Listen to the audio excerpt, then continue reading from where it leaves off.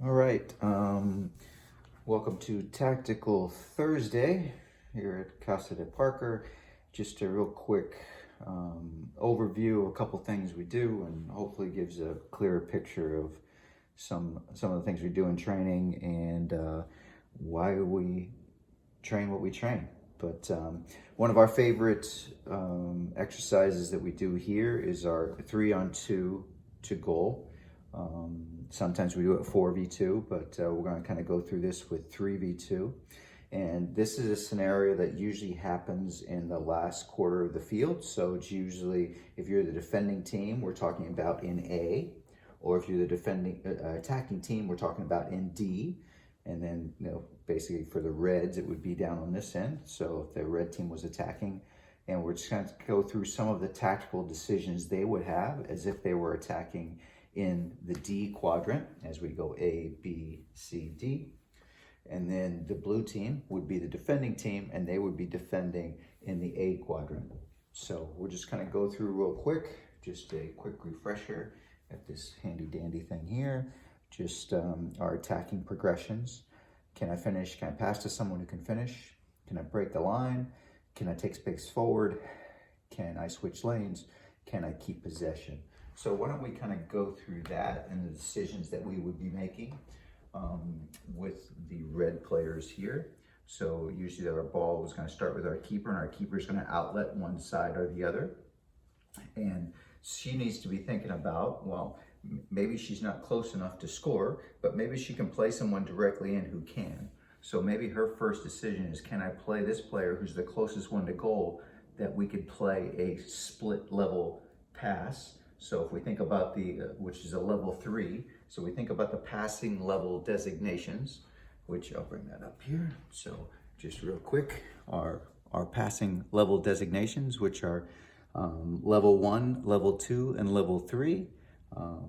Level 1 moves the ball, changes the angle. Level 2 pass will move the first defender or change the first defender. And level 3 would be breaking the defensive line. So right now, can she play a level 3 pass that can be passed to someone that can finish? So ideally, can we play this player in an onside position, play her that breaks this line and allows her to get an immediate shot and a finish on goal? That's obviously the first thing we'd like to do. So if the defending team knows that, they're probably going to make an adjustment and make sure that she can't receive it directly through. So then the next decision for our goalkeeper is going to be, where's my next pass? Or where's my best decision? If I can't finish, or I can't pass to someone who can finish, all right, can I break a line? Can I play a pass that gets in behind this defensive line to someone? Or maybe even the other side, maybe I play the level 3 that gets in behind. This pass gets played in here behind the line for this player to run onto. And that would be a level 3 pass that would break the line and ends up being that same thing we were talking about. It allows someone a chance to finish. If we can't play that ball, maybe these players are set a little deeper, and our next progression is going to be, if we can't pass to someone, I can't break the line, all right? Can I take the space? Maybe she's going to take a touch a little bit higher up. Maybe that's her decision, that she wants to come up a little bit higher with the ball.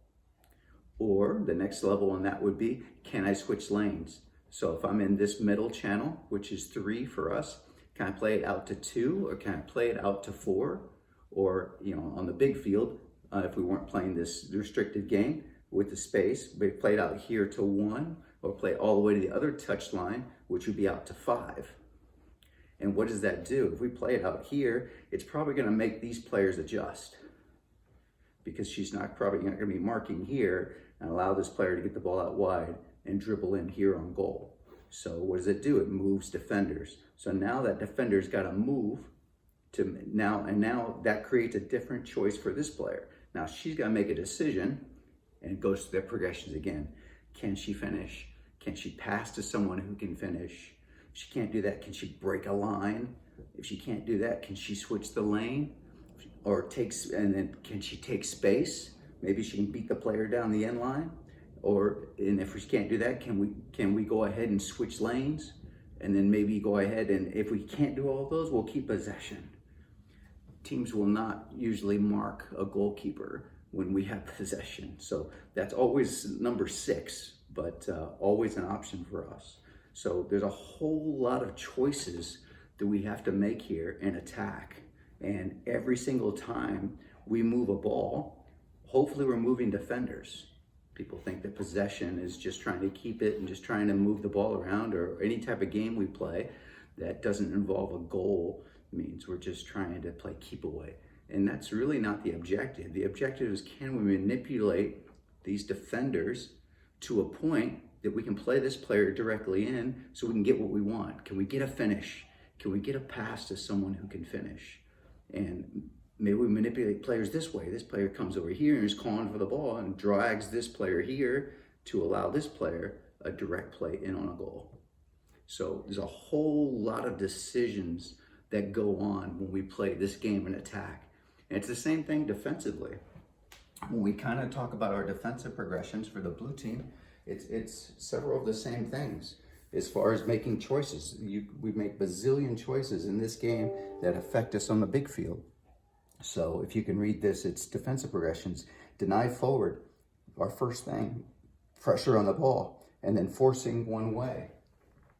So right away, if the ball's here with the keeper, we want, as a defensive team here in blue, we want to make sure that she can't play the ball directly in behind us. So we want to prevent a level 3, as we were talking about. That's ideal. We want to make sure that she can't just play in directly and play it forward and behind us. If we can get pressure on the ball, that would be great.